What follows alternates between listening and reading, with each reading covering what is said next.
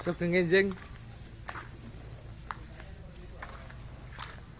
Selamat pagi adik-adik. Kok malu?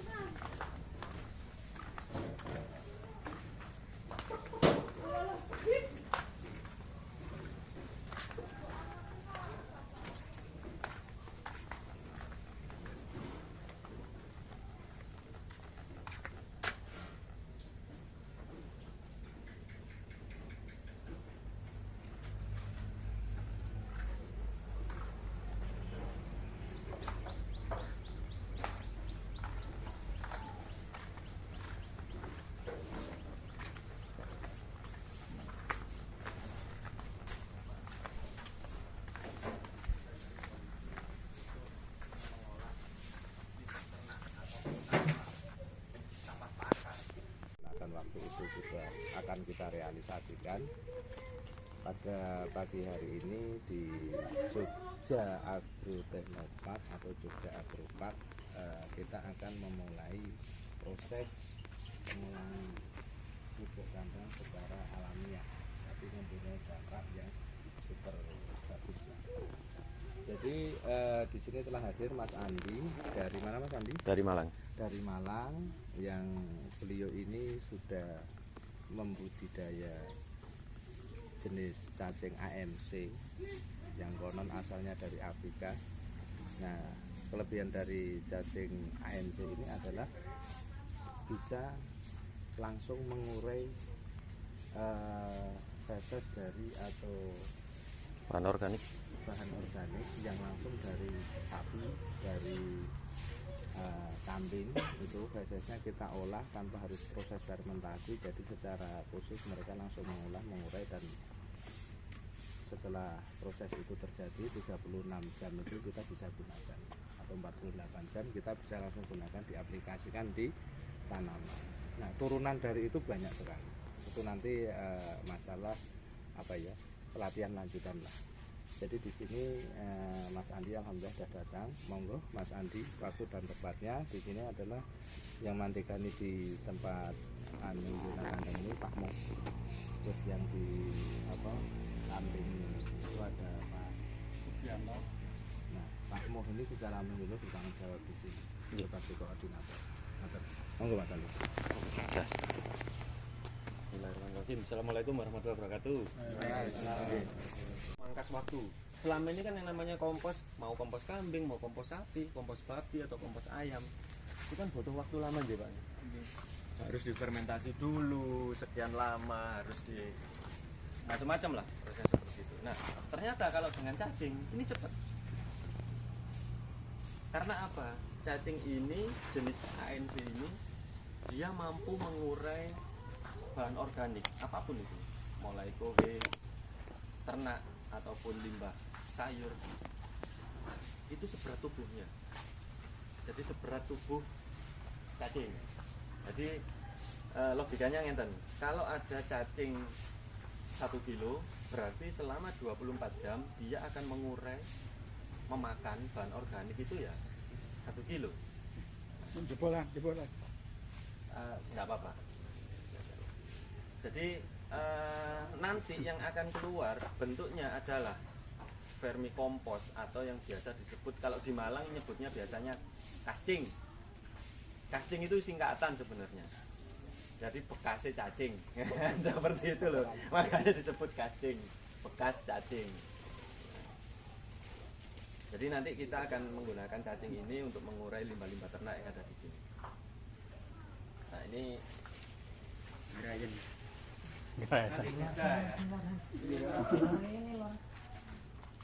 inilah castingnya, yang hitam ini ya. Ini karena ada media emput kayu juga. Bedanya kalau di Malang pembudidaya itu tidak menggunakan kotoran ternak, tapi mereka menggunakan limbah pabrik gula yang berupa blotong. Karena mereka mengejar panen cacing, jadi tidak mengejar pupuk itu loh. Dan yang paling gampang, mudah dan murah didatangkan ya blotong, limbah Yang ini kayak pabrik gula. Karena kalau mereka harus mengumpulkan kotoran ternak itu biayanya lebih gede. Lain dengan di sini. Biayanya lebih gede. Ngapain? Dari situlah saya akhirnya berpikir, lah ini ngapain kalau di Malang menggunakan lotong limbahnya pabrik gula. Bagaimana dengan daerah lain yang tidak ada pabrik gula?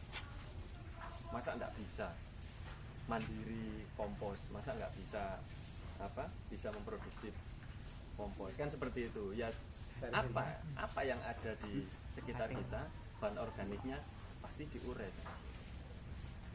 Nanti dengan metode yang ada di sini kita akan dapat result ya. Jadi hasilnya itu nggak hanya sekedar vermikompos atau castingnya, komposnya, tapi nanti juga diharapkan cacing-cacing ini bisa semakin banyak, terus dilar semakin banyak. Karena apa? Dia cepat nih mas. Jadi cacing ini kalau yang dibawa yang biasa dipakai bibit, ini memang cacing yang sudah produktif. Jadi bukan cacing yang masih juvenil atau usia remaja atau enggak.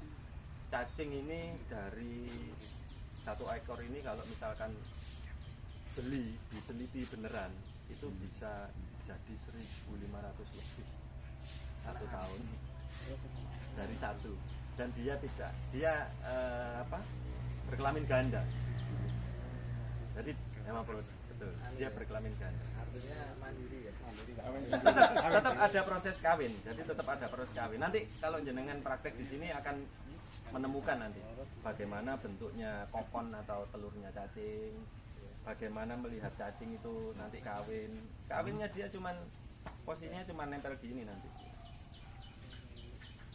Kalau itu saya rasa teman-teman tahu. Seperti ini. Nah, tapi fokus sekarang kita adalah bagaimana caranya kita mendapatkan hasil dari mengolah limbah ini benar-benar target atau optimal.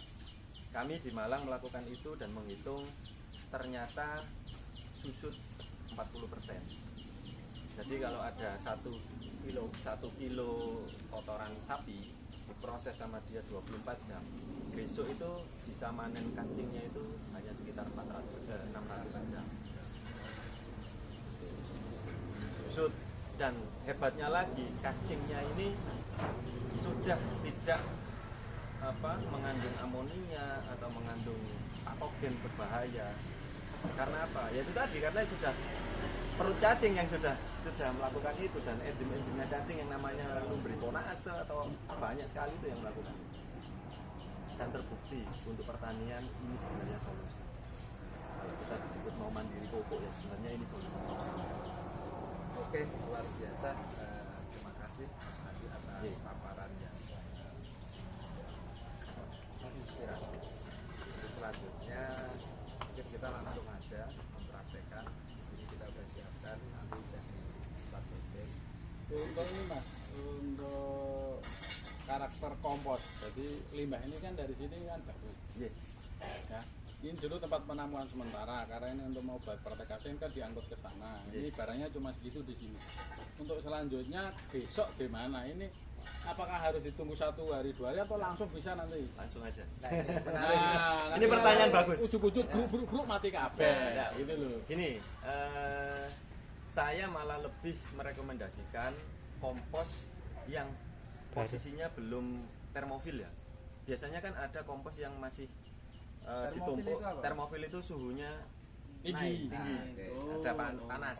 Nah, kalau yang seperti itu yang malah justru dihindari.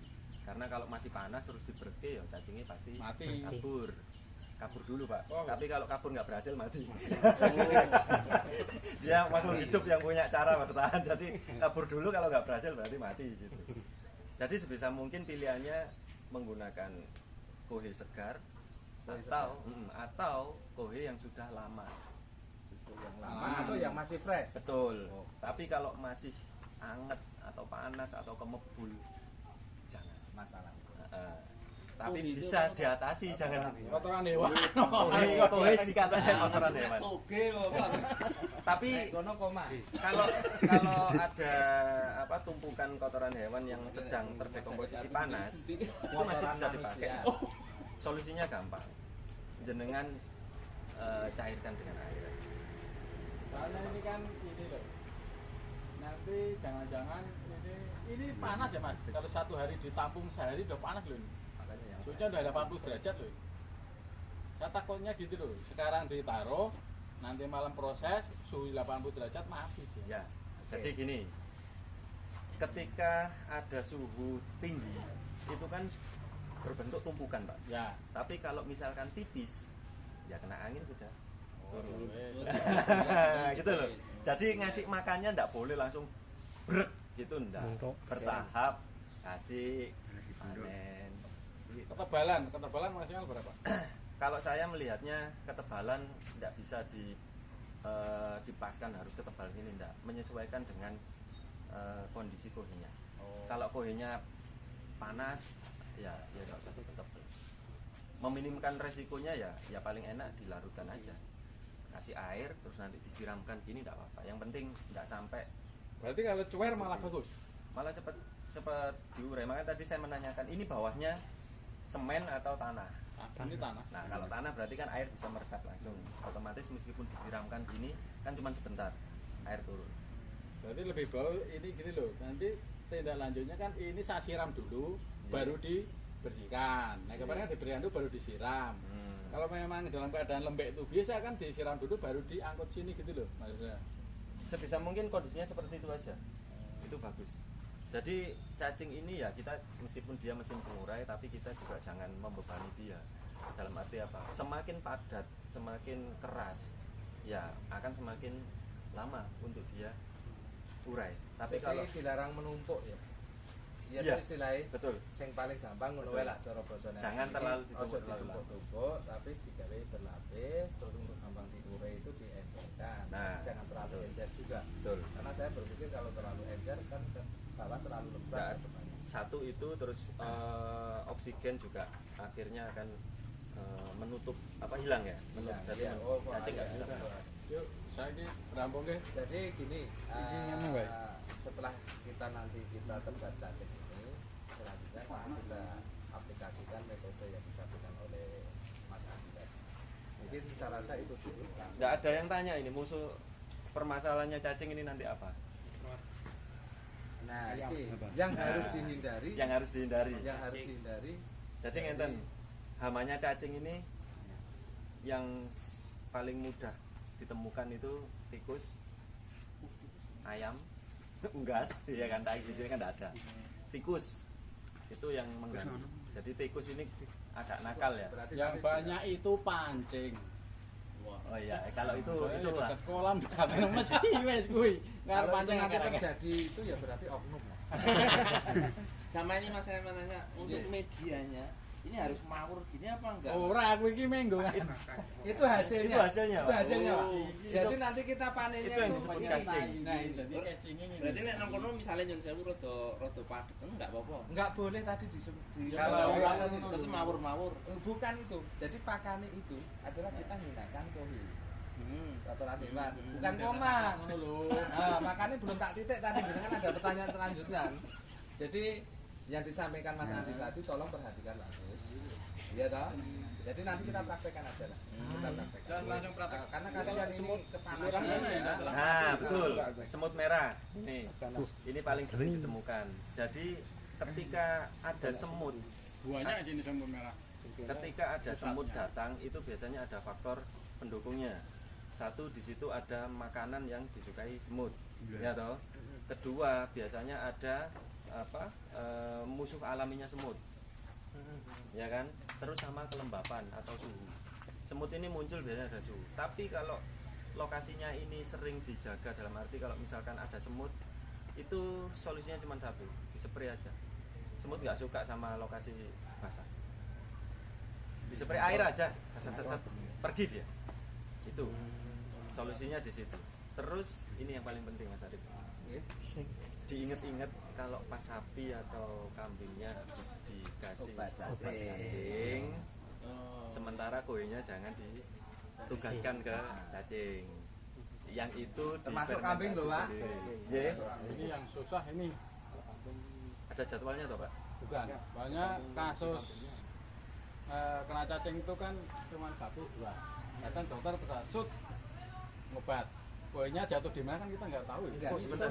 Ini itu bukan susah. Atau semua nanti nggak dikasih ke sini. Bukan susah. Jadi kita karantina terhadap sapi yang dikasih itu. Itu bukan susah. Sebentar. Ini ada tadi pernyataan Bapak ini Dokter, kenapa setahu saya ternak ruminansia itu pemberian obat cacing itu berkala, Pak, terjadwal. Tidak hanya harus menunggu ada gejala cacingan. SOP-nya. SOP-nya kan Iya. Nggak, ada ini waktunya kalau dan serempak. kasus di sini itu cuman yang terutama yang masa pertumbuhan itu Jadi, itu tiba-tiba mencret itu pasti cacing. Nah, tanda mencret itu langsung sama dokter dia kayak coba cacing gitu loh. Berarti itu kasus yang disampaikan. Sama dengan Bukan saya, Pak. Jadi itu kan SOP-nya nggak jalan baik. Jadi nunggu cacingan kan ketika bicara masalah budidaya itu kan ada fase SOP mengenai tahapan-tahapan itu. Itu kasuistik toh berarti. Nah kasuistik itu kan yang kita bisa mensikapi kan. Itu sesuatu yang sangat-sangat kita bisa menghadapi persoalan itu. Sehingga nanti dibutuhkan kerjasama yang baik karena ini harapannya bisa menjadi model ke depan sebagai niatnya bahasa inkubator itu apa. Nah ini kita harus mentafsirkan apa yang dimaksud dari musola. Mungkin itu. biasanya pemberian obat cacing untuk ruminansia itu memang terjadwal, Mas Arif. Biasanya. Iya. Jadi enggak Kalau SOP-nya ya. Iya, nah SOP-nya seperti itu enggak. Jadi enggak nunggu ada kejadian sapi atau kambing mencret terus dikasih obat cacing, enggak. Kalau itu jalan, jadwalnya jalan pemberian obat cacing. Ya. Kita kan akhirnya akan tahu, oh enggak lama, 5 hari aja. Jadi setelah hari ini dikasih obat cacing, itu 5 hari ke depan pohonnya pasti akan kontam dengan bahan kimia untuk obat cacing itu tadi kan. Oh iya. Itu dihindari dulu, ditumpuk di tempat lain, difermentasi aja. Jangan diberikan ke cacing. Oke. Itu aja sih. Tapi kalau ada di sini misalkan ternyata pemberian obat cacingnya enggak serempak berkala tapi istilahnya spontan ya. Spontan kalau ada kejadian itu baru dikasih obat cacing. Ya, mau nggak mau yang di sini harus bisa memilah. Seperti itu. Jadi kasuistik itu tadi bahasa Ya. Pak. Seperti itu. Kasuistik. Kalau ada kasus Oke, ya wes, langsung mulai. Ya. Oke, ini nanti tahapan Ukurannya, awal. Pak. Dalam Ukurannya jadi bukan di sini. Mohon diulang Mas. Ya, jadi Metode yang harus diterapkan. secara berkala dan rolling ya supaya nanti panen casingnya atau komposnya mudah. Itu kalau saya ketika hari ini saya memberi pakan di sisi yang kanan, gitu, terserah ini pakan. Kalau sudah dirasa kotoran ternak ini sudah terurai habis, tidak mungkin kan kita ngambili manen casingnya itu langsung diambil semua kan nanti ikut cacingnya kan ikut kan repot kita juga nanti milih. Biasanya saya geser yang tempat sebelah saya kasih pakan baru, ini nanti dia pindah. Jadi ada blok-bloknya ya. Ya, Iya tahu kalau ini istilahnya. nanti di rolling lah. Jadi kalau hari ini dengan ngasih teletong di sana, besok di sebelahnya lagi, itu nanti cacing yang di sana itu akan geser kalau makanan di sana. Jadi kalau ini lihat layout ini berarti di sini nggak putus kan Mas? Iya. Nggak putus ya. Artinya di sini nanti kan berputar ya. Gesernya Berputar. gini nanti akhirnya. Iya. Gesernya. Karena kita tetap butuh jalan ini, nggak bisa diinjek. berarti ini ya kanan kiri. Kalau saya nanti kalau di sini ada 4 row seperti ini. Saya ngasih pakannya giliran. Misalkan hari ini dikasih di sisi sini, ya toh. Besok di sisi sini. Nah seperti itu. Cacing nanti akan berpindah. Oh ini saya mau tanya. Iya. Ada yang kelewatan. Jadi karakter kotoran hewan dari sapi itu kan berbeda dengan kambing. Iya. Bicara masalah keras tadi. Iya. Nah, aplikasi yang kotoran dari kambing itu seperti apa, Mas? Kalau ini perbedaan percepatan daya urai ya. Iya. Daya urai kalau kotoran sapi sama kambing, karena kambing bentuknya butiran, otomatis kita hanya ngomongin masalah waktu. Waktunya justru akan lebih cepat yang kotoran sapi. Oke. Seperti itu. Tapi tetap aja itu nanti tetap diurai oleh, karena kandang kambing saya bawahnya cacing semua kan. Iya, seperti itu. betul. Tapi kalau diadu kecepatannya ya pasti tetap Cepet. cepat yang sapi, hasil panennya tetap yang sapi. Solusinya jangan biarkan kotoran kambing itu mengering atau mengeras. Harus dibantu spray. Oh ya, jadi ada proses semprot-semprot lah. Jangan sampai kering. Kalau kering ditinggal, akhirnya tidak diurai ya. Kita akhirnya waktu panen cacingnya itu ikut. Oke, paham. Itu ikut Paham. dan seperti itu. Tidak apa-apa. Itu sebenarnya bagi kita bukan sebuah masalah. Tetap ini solusi. Hanya kita bicara waktu. Kalau kotoran sapi mungkin bisa 24 jam langsung terurai, tapi kalau kotoran kambing butuh waktu. Jadi ini kan masalah kesesuaian terhadap. Jadi kalau bicara kan lebih encer lah, bisa diencerkan ya. Betul. Kalau yang sapi itu, kalau yang kambing kan kita bantu dengan spray ya. Ya, Mungkin nanti tebarannya agak tipis juga mungkin ya. Kalau kambing lebih mudah gini mas, lebih baik ditumpuk agak tinggi, terus biarkan. Dia kan berongga. Oh, itu bedanya. Sudah, tapi Betul. panennya tidak bisa harian. Kita biarkan tunggu sampai. Ini dia- bedanya dengan kotoran sapi dengan kotoran Gitu aja. kambing. Tapi kan tetap judulnya ya, sama-sama solusi, sama-sama diurai. Kan Betul. nggak mungkin saya merekomendasikan jenengan yo serindile dicoper dulu, digiling dulu. Nah, itu kan kerjaan. Akhirnya kita cari ribet, cari kerjaan baru kan seperti itu. Bukan solusi. Bukan solusi. jadinya. Bukan solusi. Sama juga bohong. Sama juga, makanya sudah biarkan ditunggu aja. Nanti akan. Oke, terima kasih Mas Andi. Monggo nanti kita langsung aplikasikan dengan cara kita bikin kapling berantai supaya nanti mempermudah proses pemanenan dan lain sebagainya. Oke, kita langsung praktek.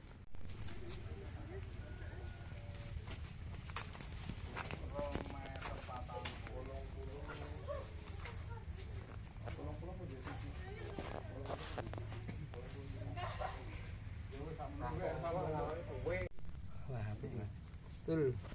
Itu.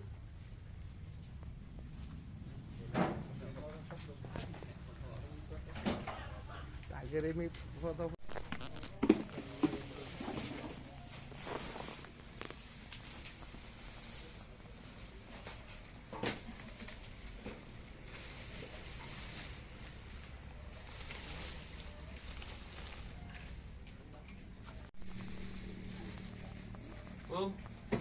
Pakancana.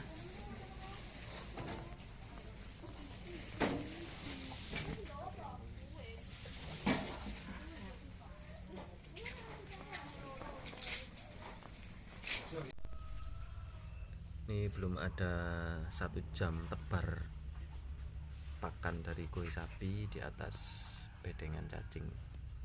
Cacing sudah mulai aktif masuk ke dalam koi dan mengurai koinya. Ini yang disebut mesin cacah alami. Cepat sekali. Karena apa? Ya, medianya benar, menjaga intensitas cahayanya juga benar. Ini rumah cacingnya luar biasa. Jadi diberi paranet supaya intensitas cahayanya agak gelap, karena cacing ANC ini tidak suka sinar, makanya disebut cacing permukaan.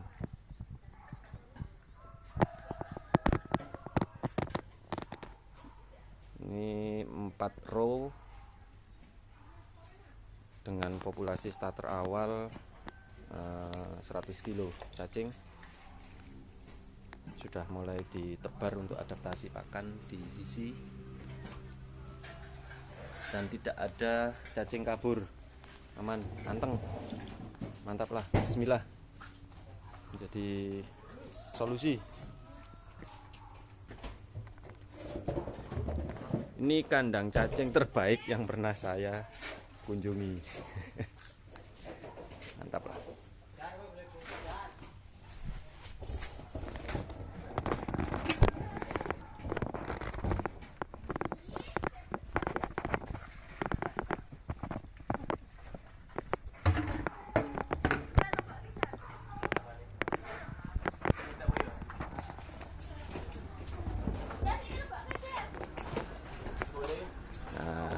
Jadi dari kotoran sapi yang ada di sini, semua kotoran-kotoran sapi yang di sini, termasuk kotoran kambing yang di sini, semuanya dipindah ke rumah cacing atau ke media cacing supaya untuk diurai.